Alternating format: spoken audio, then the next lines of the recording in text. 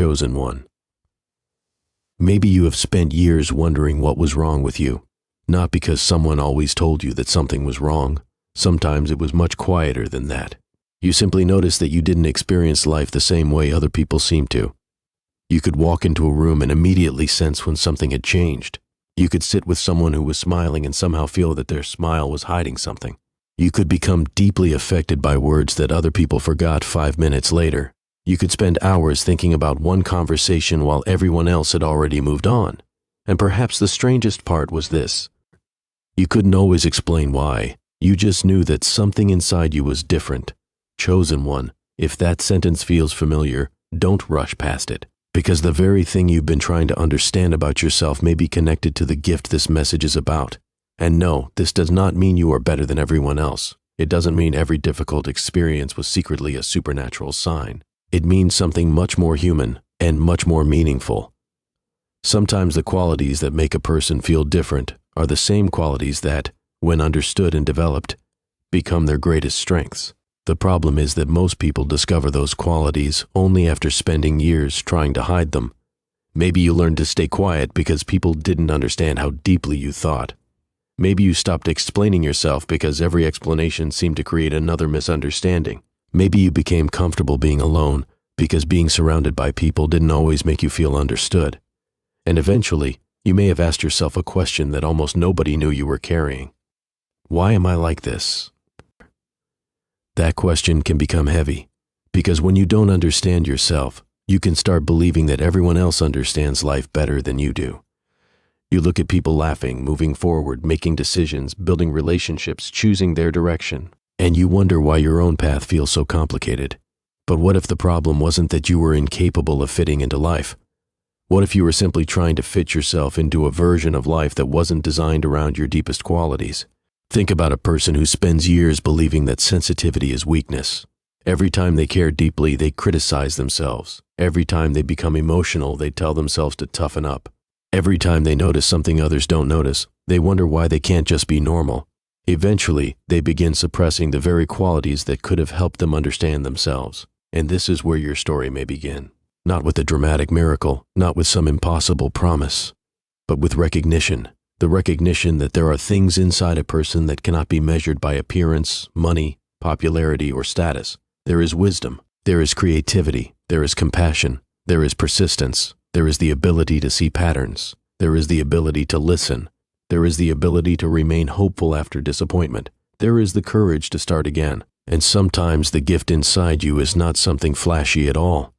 Sometimes it is the part of you that survived without becoming bitter. Sometimes it is the ability to keep caring after being disappointed. Sometimes it is the ability to notice what others overlook. Sometimes it is the ability to turn pain into understanding. And perhaps that is why your journey has felt so different. Because your gift may not have been something you were supposed to discover in comfort. You may have discovered it through experience, through uncertainty, through waiting, through moments when you had no idea what would happen next. There was a young man named Daniel. Daniel wasn't extraordinary in the way movies describe extraordinary people. He wasn't famous. He wasn't surrounded by crowds. He wasn't the loudest person in any room. In fact, most people barely noticed him. But Daniel had something unusual. He listened, really listened. When people spoke, he didn't just hear their words, he noticed their hesitation, their pauses, their expressions. One afternoon, a friend sat beside him and said, "I'm fine." Daniel looked at him for a moment and asked, "Are you sure?" His friend laughed. "Why do you always ask that?" Daniel shrugged. "I don't know. You didn't sound fine." A few minutes later, his friend admitted that he had been struggling for weeks. Daniel didn't solve the problem. He didn't have some perfect speech. He simply stayed there. And years later, his friend would remember that moment. Not because Daniel had given him an answer, but because Daniel had noticed him. That was his gift. He just didn't know it yet. And maybe you don't know yours yet either. Maybe you've been looking for something dramatic when your real strength has been quietly appearing in the smallest moments. The way you encourage someone, the way you create, the way you understand, the way you keep going, the way you ask questions nobody else thinks to ask, the way you can take a confusing experience and eventually find meaning in it. This is why your difference matters. Not because difference automatically makes someone special, but because understanding yourself allows you to stop fighting qualities that may actually need to be developed. So let me ask you something. When you think about your life, what is one quality people have misunderstood about you? Maybe you've been called too quiet, too emotional, too serious, too thoughtful, too ambitious, too sensitive, too independent, too different. If one of those words has followed you for years, don't immediately accept it as an insult. Sometimes a label describes what someone doesn't understand. And if this part of the message describes something you've carried quietly, you can share one word in the comments that represents the quality people misunderstood about you. Because this story isn't really about proving that you're different. It's about discovering what your difference has been trying to teach you. And there is a reason we need to go deeper. Because recognizing that you are different is only the beginning. The bigger question is this: what if the experiences that made you feel different were also helping you discover what you were capable of becoming? That is where your story changes. Part 2, the years that were quietly shaping you. There is something we often misunderstand about personal growth. We imagine that our greatest qualities appear when everything is going well, but many qualities are revealed when life becomes uncertain. Patience appears when the answer doesn't come quickly. Courage appears when you're afraid. Wisdom develops when experience forces you to think differently. Compassion deepens when you understand what pain feels like. And resilience becomes visible when you discover that you can begin again. This doesn't mean every painful event was meant to happen. It means that even when life gives you something you never wanted, you still have the ability to decide what you will learn from it. That distinction matters, because otherwise you can become trapped trying to find a hidden reason for every difficult moment. Instead, ask a different question. What did this experience reveal about me? That's a much more powerful question. Maybe you discovered that you were stronger than you thought. Maybe you learned that you couldn't control everyone else's decisions. Maybe you discovered that you needed boundaries. Maybe you learned to trust your own judgment. Maybe you realized that being accepted by everyone wasn't worth abandoning yourself. These discoveries don't happen overnight. They happen slowly, often so slowly that you don't recognize them until you look backward. Think about Daniel again. For years, he believed his quiet nature was holding him back. At school, louder people were noticed first.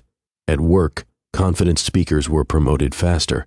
During conversations, he often had an idea but waited too long to say it. He began believing that his personality was a disadvantage. Then something happened. He started writing, not because anyone told him he was talented. He wrote because writing gave him space to organize the thoughts that felt chaotic in conversation. He began noticing patterns. He began asking better questions. He began understanding people. Eventually, his quietness became part of his strength, not because he suddenly became a different person, but because he stopped treating his natural qualities as defects. That is an important distinction for you too. You don't always need to become somebody else. Sometimes you need to understand the person you already are. There may be qualities inside you that have been buried under years of criticism. Perhaps someone once laughed at your dreams. Perhaps someone told you that you were too sensitive. Perhaps someone compared you to another person. Perhaps someone made you believe that your pace was too slow. And after hearing something enough times, a person can start repeating it to themselves. That's how self-doubt works. Eventually, the outside voice becomes an inside voice. But an old voice is not automatically a true voice. You are allowed to question the conclusions you formed about yourself when you were younger. You are allowed to say, maybe I wasn't weak. Maybe I was learning. Maybe I wasn't behind. Maybe my path required a different pace. Oh, maybe I didn't lack something. Maybe I simply hadn't discovered how to use what I had. That realization can be emotional, because sometimes the person you need to forgive isn't somebody else. Sometimes it's the younger version of yourself who spent years believing they weren't enough. And if you could sit beside that younger version of yourself today, what would you tell them? Would you tell them to become louder? Or would you tell them that they were allowed to be themselves? Would you tell them to stop caring? Or would you teach them how to care without losing themselves? Would you tell them to stop dreaming? Or would you tell them to protect the dream until they were ready to share it? That is where spiritual reflection can become meaningful. Faith doesn't require you to pretend that everything that happened was easy. It can simply invite you to believe that your life still has meaning, even when you don't understand every chapter. Maybe God is not asking you to explain your entire journey today. Maybe you are simply being invited to recognize what has grown inside you because of it. And there is another part of your title that deserves attention. You were made different. Notice what that does not say. It doesn't say you were made perfect. It doesn't say you were made superior. It doesn't say you will never struggle again. Being different does not remove the human experience. You can be gifted and still confused. You can be talented and still afraid. You can have purpose and still have ordinary days. You can have faith and still ask questions. Real growth isn't the absence of uncertainty. It is learning how to move through uncertainty without losing yourself. Maybe that's why you have felt different for so long. Because you were trying to understand yourself while simultaneously trying to satisfy everyone around you. And those two goals don't always agree. The world may reward you for being convenient. Your inner growth may require you to become honest. The world may tell you to follow the crowd. Your deeper values may ask you to choose your own direction. The world may celebrate speed. Your journey may require patience. And that tension can make you feel alone. But being alone and being lost are not the same thing. Sometimes solitude becomes the room where you finally hear your own thoughts. Sometimes silence reveals what noise was hiding. Sometimes distance shows you which relationships were genuine. Sometimes a closed door forces you to ask what you actually wanted. And sometimes the period you called nothing is happening was actually a period of preparation in a very ordinary human sense. You were learning. You were observing. You were becoming more aware. You were developing judgment. You were discovering what mattered. You were becoming harder to fool. You were learning what you could no longer tolerate. And all of those things become part of a person's gift. If you've experienced a season where you felt like nothing was moving, ask yourself what changed inside you during that season. Not outside, inside. If something changed in you, tell me what it was. Maybe you became calmer. Maybe you became wiser. Maybe you became more selective. Maybe you learned to stop chasing people who didn't value you. Maybe you finally began taking your own dreams seriously. That answer matters. Because the gift within you may not be something you suddenly receive. It may be something you gradually uncover. And now we are getting closer to the deeper revelation. Because once you recognize the qualities that have been developing inside you, another question appears. How do you know when that gift is ready to be used? The answer may be simpler than you expect. A gift becomes meaningful when it moves beyond self-doubt and begins serving a purpose. That's the shift. You stop asking, why am I like this? And you begin asking, what can I do with this? That is a completely different question. Imagine someone who has always been sensitive. For years, they may see sensitivity as a burden, but then they begin using that sensitivity to understand people, create art, support others, write, teach, communicate, or build something meaningful. The quality didn't change. The relationship with the quality changed. And that may be what needs to happen in your life. Perhaps you don't need to eliminate the parts of yourself that make you different. Perhaps you need to learn how to guide them. Think about creativity. A creative person can feel restless when their imagination has nowhere to go. They may think they're distracted, but once they begin creating, the same mind that once felt chaotic becomes productive. Or think about someone who constantly asks questions. They may have been told they overthink, but that same curiosity can become research, innovation, problem solving, learning, or leadership. Or think about someone who naturally notices patterns. As a child, they may have simply been called observant. Later, that ability can become strategy. The point is not that every personal trait automatically becomes a special talent. The point is that self-awareness gives you the opportunity to discover what your traits can become. This is where many people make a mistake. They wait for a dramatic sign. They expect their purpose to arrive with absolute certainty. They want one moment where everything suddenly makes sense. But purpose often develops through repeated action. You try something. You learn. You fail. You adjust. You notice what gives you energy. You notice what you're naturally good at. You notice what problems you care about. You notice where your abilities help other people. And gradually, a pattern appears. That's why the title isn't simply saying you have a gift. The deeper message is, you may have been overlooking the evidence that has been present in your own life. Look at your history. What do people repeatedly come to you for? What problems do you naturally solve? What subjects can you talk about for hours? What activities make you lose track of time? What kind of work makes you feel useful? What have you learned the hard way that could help someone else? These questions can reveal more than a dramatic prediction ever could.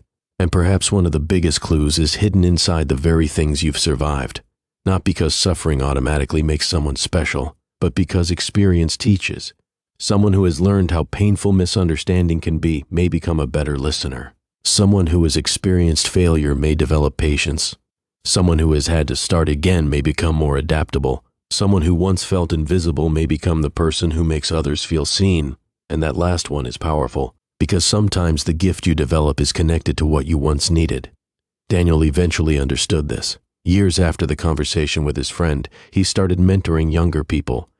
He wasn't the most charismatic person in the room. He wasn't trying to impress anyone. But when someone came to him confused, he knew how to listen. When someone felt embarrassed about failing, he didn't immediately tell them what to do. He asked questions. He remembered details. He gave people time.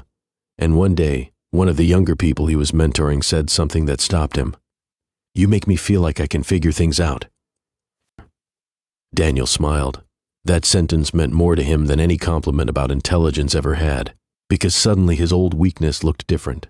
His quietness wasn't the enemy. His ability to listen wasn't useless. His patience wasn't wasted. Those qualities had simply needed direction.